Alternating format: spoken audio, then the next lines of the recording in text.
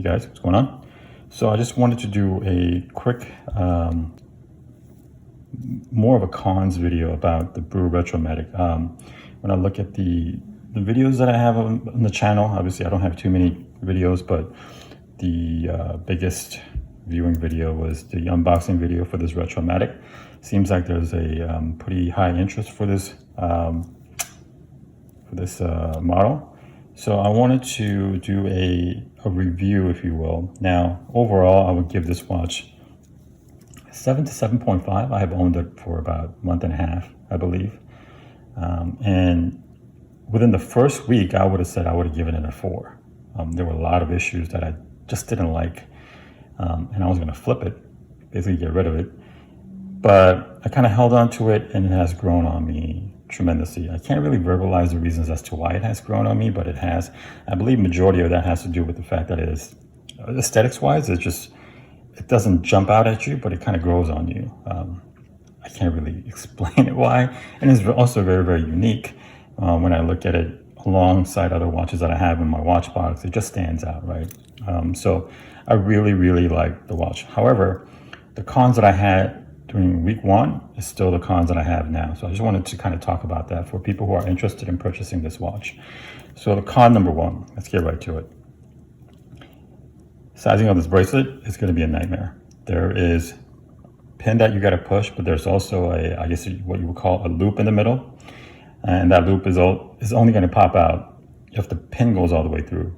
And a lot of the times, the tools that you have will push out. First of all, you won't be manually able to push these out. You're going to need a screw down tool.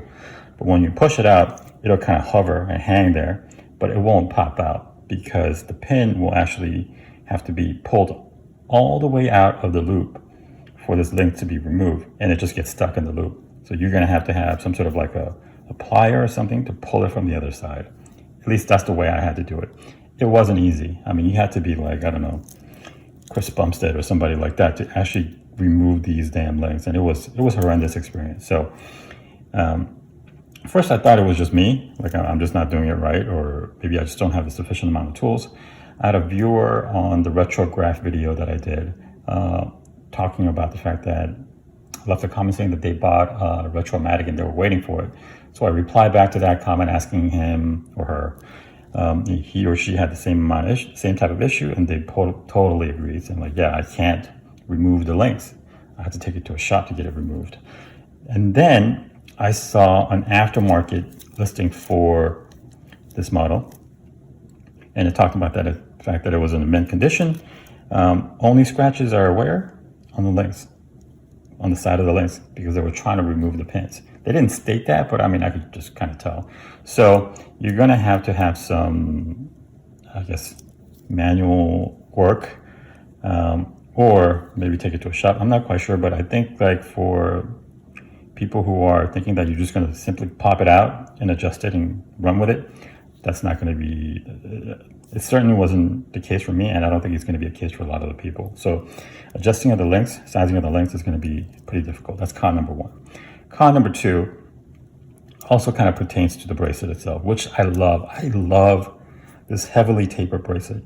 I think it goes from 20 to like 14. I got to measure it again, but I believe it was 20 to the 14. Some people don't like that, but I love it. But anyway, you might be thinking to yourself, hey, I don't really care. I'm not going to size it anyway. I don't like that heavy tapering. Some people think it's too feminine. I'm just going to get another watch strap and replace it, which is fine because it has a quick release mechanism back here, right? So, for example, I could just pull on that. Voila. Let me actually remove the bracelet. Here. Boom. Here we go. The bracelet is removed. You could be saying to yourself, oh, I mean, I'm just going to put another one in here. Here's a problem, and this is con number 2. It's a 20 millimeter lug width. Great, perfect, right? That's an ideal size. You're going to have a lot of choices. The problem is that the spaces that exist here between the lugs is not sufficient enough for you to use many of the straps. So for example, I'm going to take my Grand Seiko one because it has a color scheme that is kind of similar, and I actually have it on a easily removable watch strap, so it's fairly easy. So here you go. Now this is the Grand Seiko SBGN 007 Brew Retromatic. 2 watches, similar kind of color scheme. Obviously the polishing is a little bit different, but here you go, right? Look at the amount of spacing. Obviously it's a different watch design, but that's the whole point of it, that you have between the lug to play around with different types of straps. They're both 20 millimeter. So I have on the Grand Seiko the padded the padded Watch Gecko leather strap. I like padded strap. It just looks cool on me. Not on me, but it looks cool to me. So it's easily, if I just put it there, boom, there we go. Let me just swap it in. Watch it click. Boom. See that? You still got sufficient amount of spacing, right?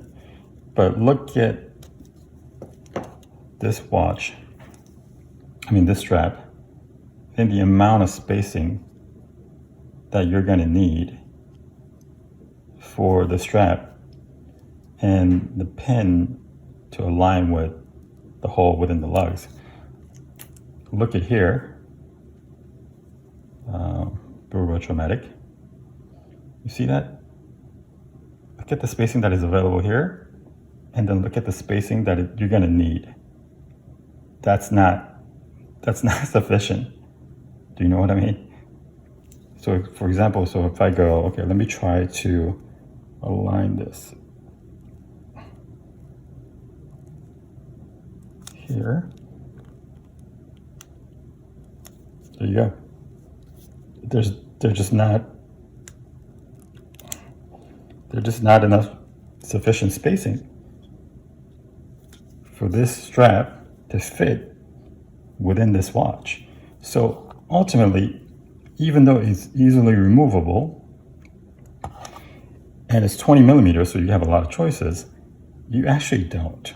Maybe you could put a NATO strap here, but gosh darn it, you better like this bracelet and the way it looks, because the amount of choices that you have to actually fit within this space that exists between the lugs, you're going to be severely limited. You're talking about either a nylon strap, NATO strap, but anything that requires a decent amount of spacing, that is a thick strap, like a suede. Like I thought it would look good on a gray suede strap.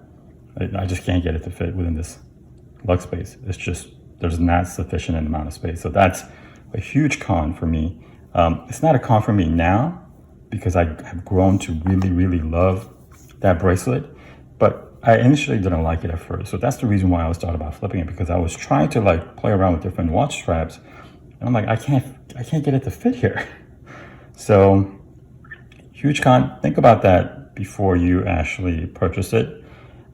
Aesthetics of the watch, I personally love it, but if you don't like it, and if you especially don't like the bracelet, and you're thinking that you're going to get it replaced with something else, think about the fact that you don't have a lot of spaces between the lugs to play with. So if you're thinking about replacing with a strap that's going to require a huge amount of space here, it's just not going to fit.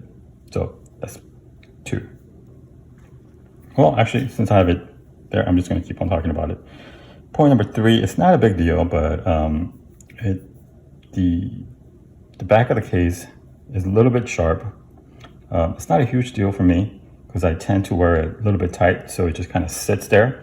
But I would see that if you wear it kind of loose and it kind of moves around on you and you have a funny shaped wrist, or if it actually kind of bumps up against your the bone on your wrist, I could see it having a little bit of a irritation, because the edges that you have, because of the fact that you have a square case, it's not exactly rounded out. It's not as bad as like Alibaba watches or anything like that, but it's not exactly, it's not sanded down to the most comfortable level, I would say.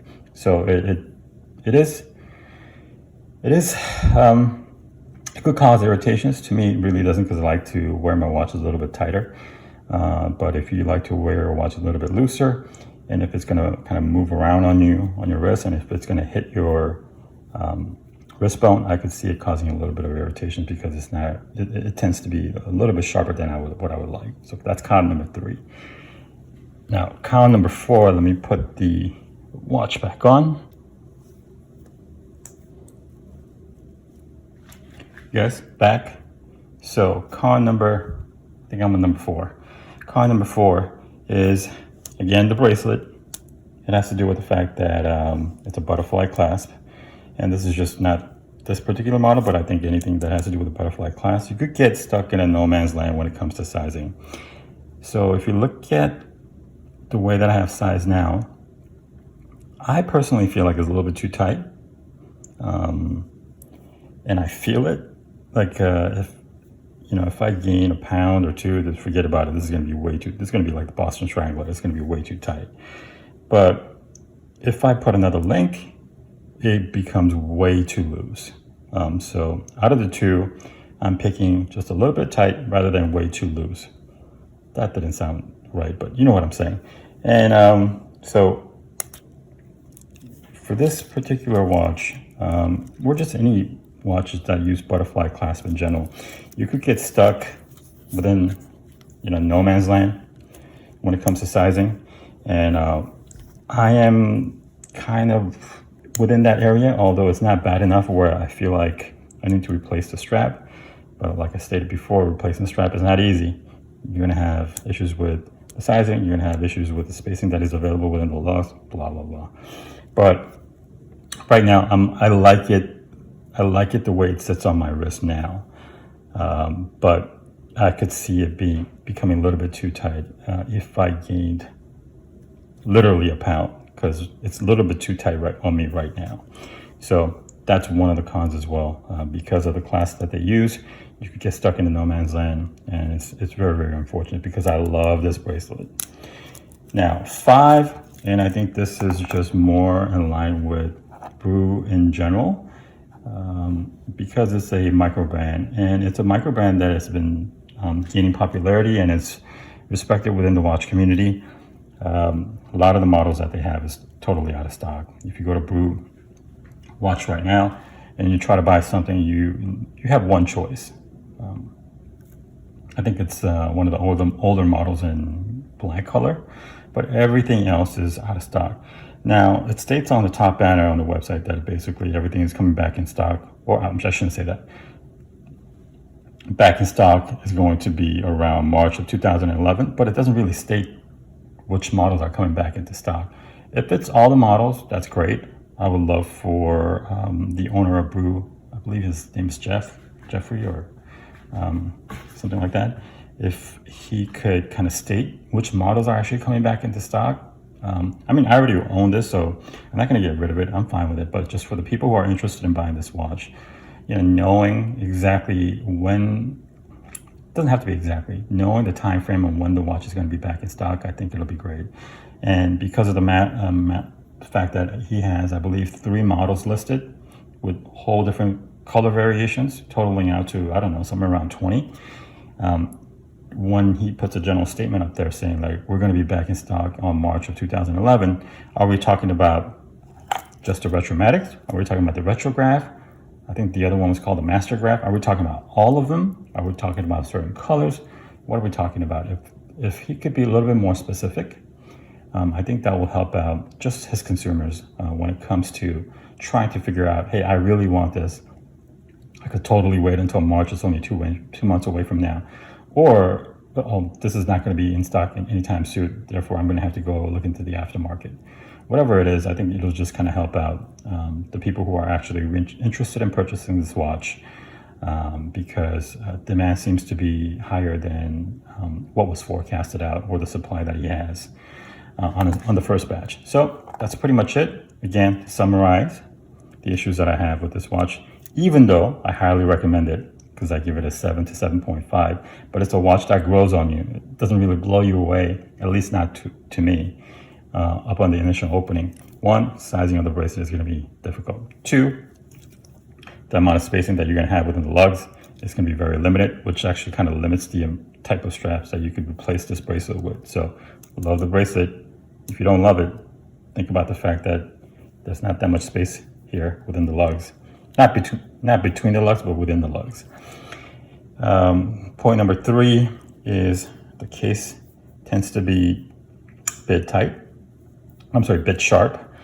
So if you like to wear your watch a little bit loose, it can move around and maybe cause a little bit of irritation. For me, I have it a little bit tight, so it just kind of sits there, so it's not an issue for me. 4, butterfly clasp. You could get stuck in a no man's land when it comes to sizing. Again, a lot of this kind of falls back on the bracelet. And then 5, it's just the, you really can't get your hands on it right now unless you look into the aftermarket. And it will be really helpful for the people who are interested in the watches to know a little bit more detail about the stocking issues, as far as like, if we're going to get stuff back in stock, are we talking about all of the models? Are we talking about certain models? Are we talking about certain colors? You know, having that type of clearance or clarity, I think will be beneficial for the consumers of Brew watches. So that's pretty much it. Let me know if you have any questions. Do reply or comment, and I'll try to reply. I think I replied to like literally every one of them. My channel only has like 22 subscribers or whatever, so I'm literally looking at every comment and replying to them. Alrighty, so